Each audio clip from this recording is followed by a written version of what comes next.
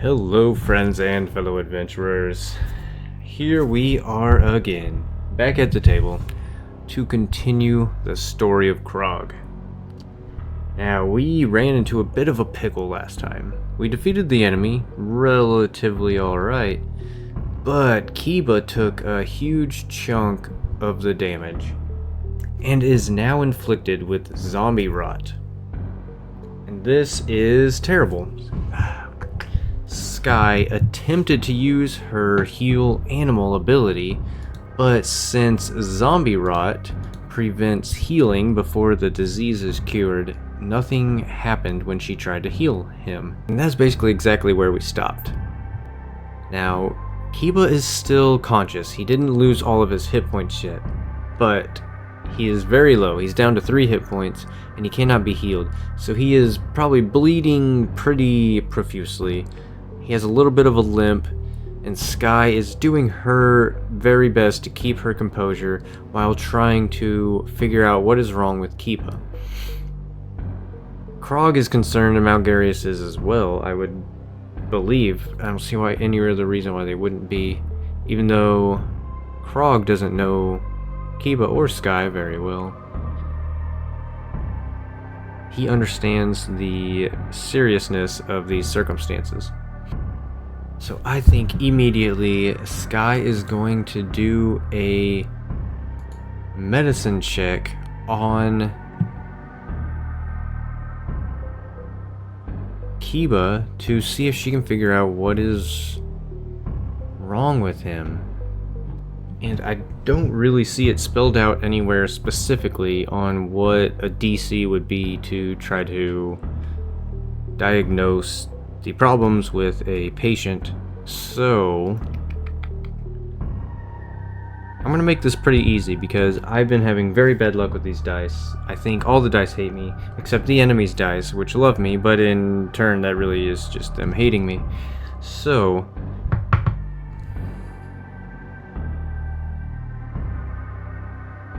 Skye is gonna do a medicine check on Kiba, and I'm gonna give her, well, she has a +7 for her medicine, and I'm only going to make it a DC 12 for her to figure out. And if not, I'm going to give Krog a shot, you know, because I want Kiba to get better. But I'm not just going to say that. I'm going to let the dice decide, but I'm going to force the dice to do what I want. So, let's go. With a +7. Yes, of course, now they roll high. Why wouldn't they? And that is a critical success. So right away, Skye knows what happened. She realizes that this was a plague zombie. She knew that. She saw the pustules on it. It had all the telltale signs.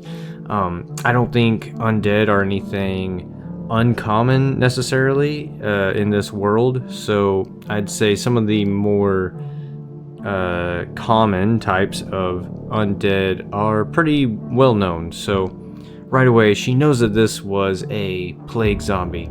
It carries diseases, that's what they're known for.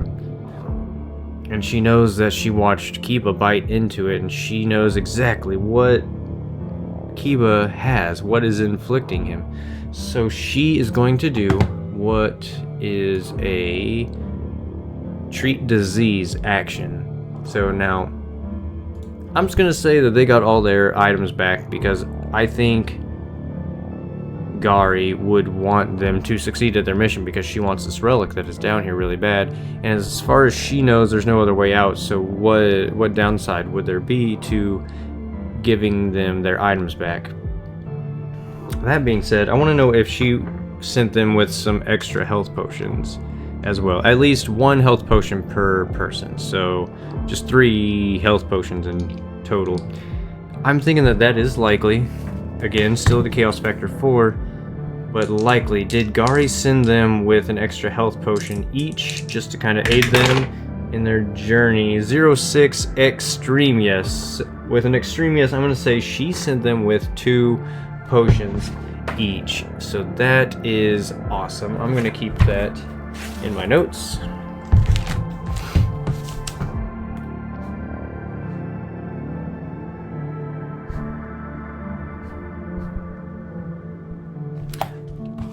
But they are just going to be the simple basic minor health potions. She's wants them to succeed, but she's not going to spend her best resources on it. She can just send more people down.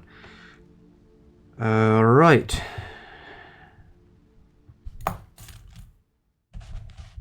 That being said, now, Skye is going to do her... Anyway, the reason I asked that question was because I wanted to know if she had her healer's tools on her, because I purchased those during her character creation so that she would be able to do things like administer first aid or treat diseases. And it's already coming into play, unfortunately, but it is a good thing.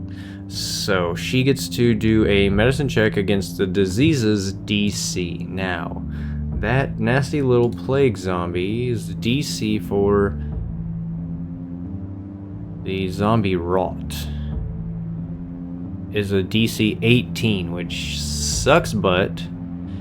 And if I would have rolled that 19 that I just rolled for the kind of pointless thing, that would have been a critical success, and it would have been very beneficial for Kiba. But so that's going to take her 8 hours. So this is her animal companion. She does not care about how long this is going to take. As far as she's concerned, the relic can go suck it. Kiba is hurt. He's damn near dead. So she's going to spend the next 8 hours. Of course, we're going to do other things during that time. Or Krog might while she's here. So yeah, medicine check. That's going to be a +7 for her medicine. So she gets down and she begins treating Kiba. I'm going to make that roll now, but again, it's going to be an 8-hour process. 9 and a 7 is, of course, a 16, so that is a failure. She is not going to be able to give any bonus to Kiba, unfortunately, for that.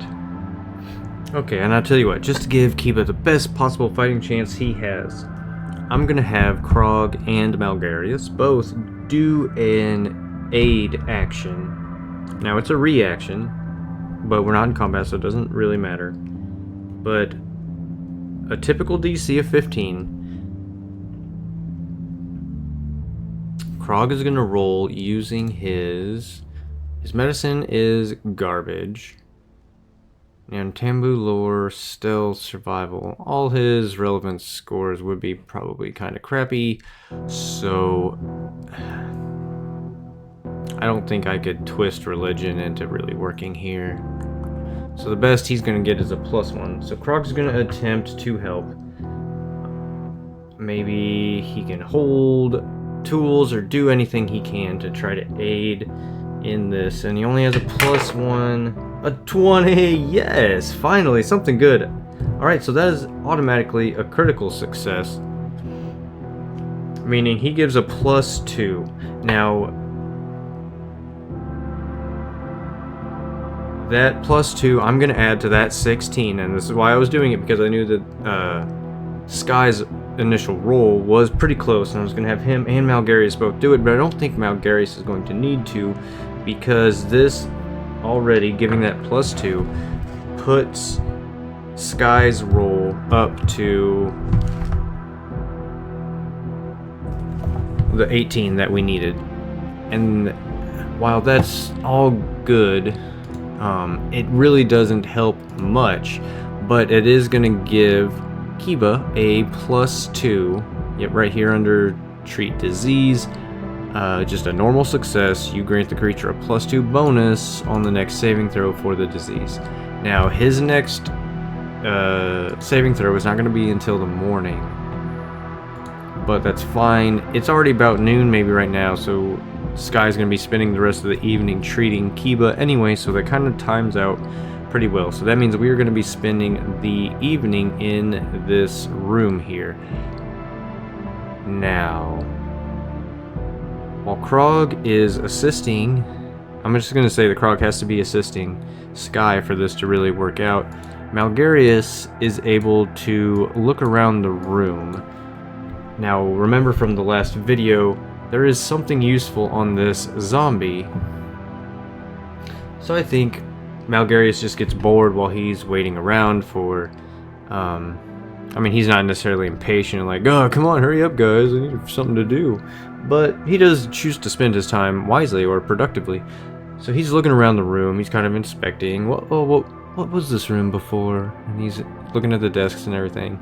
And he happens to walk by the zombie that they killed, keeping his distance, because again, it's common knowledge that the zombies carry diseases, but only if it breaks the skin or it bites you or you come into direct contact with the pus that they put off.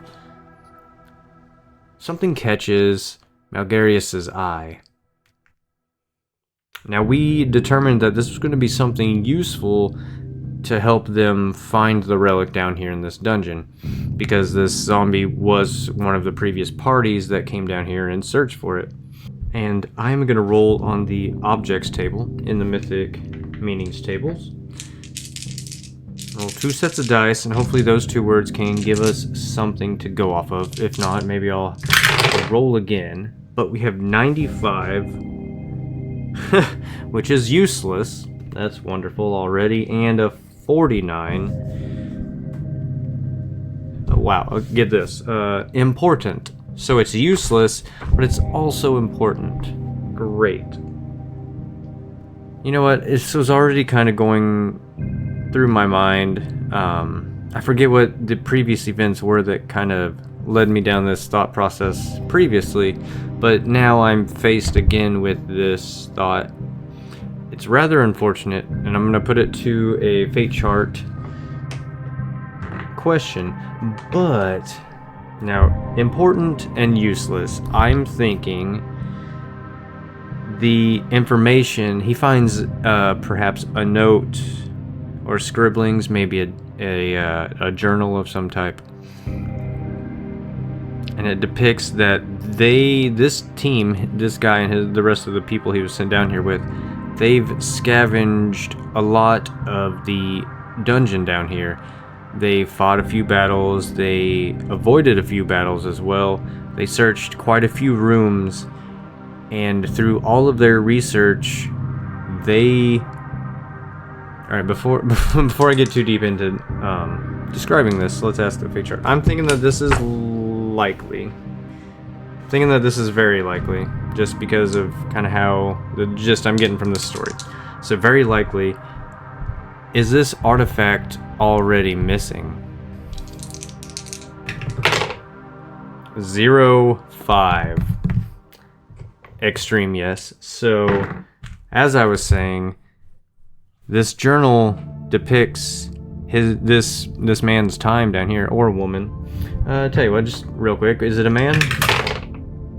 50-50, that's a 68. No, so it was a woman. And this woman's journal depicts that she and her team had been down here. A couple days into it, they slowly searched the room, stopping to make camp when they could to recover, losing a party member along the way here, another one there, until they had searched just about every corner they could. And after deciphering some of the etchings on the walls, they found a room with a pedestal that is exactly where this relic should have been, and it was not there. It was clearly taken. It was obviously missing. There was no mistaken. And this man also describes going back to the grate in the beginning where they came down and yelling up at the army, who would look down and scoff at them and laugh, and they would not let them back up because they did not have the relic.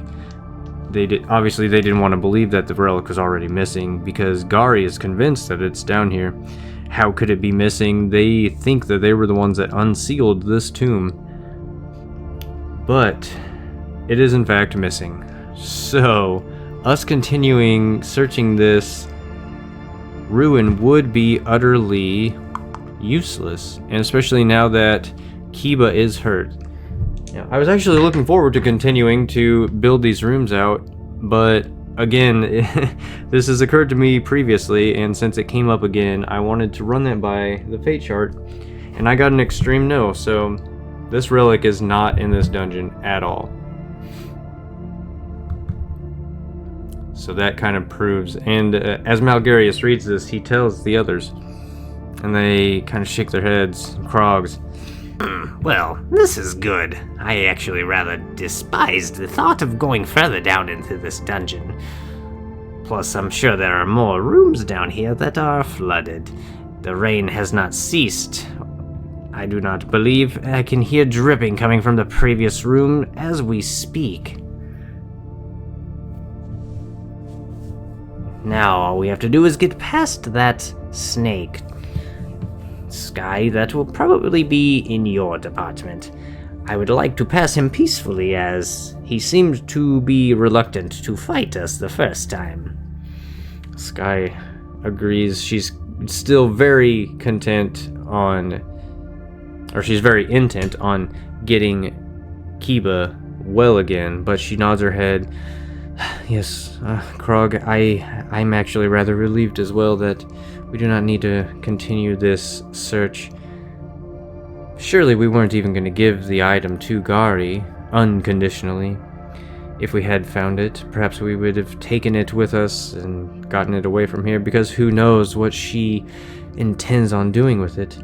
But yes, I'm glad that we don't have to continue searching, and this gives us a chance to get Kiba out of here. I'm afraid what I'm doing is not going to be much of help for Kiba. It is really up to his own strength to get him out of this mess. And with that, we are going to quickly fast forward the rest of the night.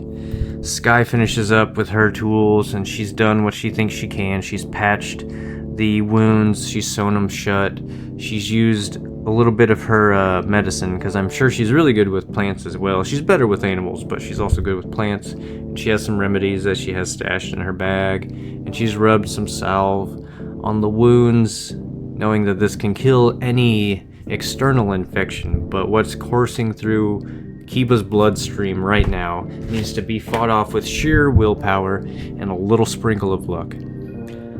So the night passes. I'm sure they have enough. They make a little fire. Why not? It's a camp in a dungeon. You're gonna have a little fire, even though theoretically the room would fill up with carbon monoxide and eventually choke you out. We're gonna overlook that for the sake of fun. They don't sleep well that night. This ominous room. They do go through and check the doors, make sure they're shut very securely, just in case things do try to wander in throughout the night. But their night goes relatively uneventful. Normally I would roll for it, but for Kiba's sake, I want this to go smoothly. We need to get him back up and going. So, again, a DC 18 as we wake up and we start the new day. Kiba is going to get to make another save. It's a fortitude save, so it's a +5, but we are giving him a +2, so he has a total of +7, and he needs to beat still that DC 18. This is a new session, so I have a new hero point if I need to spend that. An 18, yes, that's awesome. Okay, so an 18 +7. That is going to be a 25 total. That is just a normal success, not a critical success. Okay, so in the rules of Pathfinder, when you succeed at a saving throw for a disease, you go back one stage. Now, unfortunately, when Kiba contracted the disease, he contracted it through a critical hit, a critical success against him, meaning that put it automatically at stage 2. So this is going to bump him back to stage 1. Now, I believe that he is not going to take any damage from it since it is at stage 1. Yep, you're still just a carrier with no ill effect. So he still has it, but he takes no damage, and he is getting a little bit better. He still cannot be healed, but we will take care of that on the next day. So he sleeps through the night. Everybody sleeps through the night, wakes up. Again, he's not unconscious, so he's not like laying on his deathbed, but he gets up. He looks a bit more perky than he was before. Skye attempts to heal him again, and it still has no effect on him. and she is still extremely worried. She knows that she's going to need to continue to work on him. So she had an extreme success when she identified the disease, so she knows what disease it is, and she knows what she needs to do, and she knows that he is not completely cured yet. Perhaps this infection is worse than I thought, she thinks to herself. But she doesn't want to show these other two that she is that worried. She wants to seem strong, but she wants Kiba, obviously, to get better. So, knowing that they do not need to further this dungeon, they are going to go back and talk to the Viper and see if he will allow them to leave this dungeon without any altercation. So we will deal with that in our next video. This was short, not much really happened. We kind of just took care of Kiba and discussed that, well, I guess we don't really need to search this dungeon anymore, but we will find another dungeon and we will go down it. Perhaps this will play a bigger part in Krog's story overall. Thank you so much for watching, and I will catch you all again in the next session. Thank you, and goodbye, friends.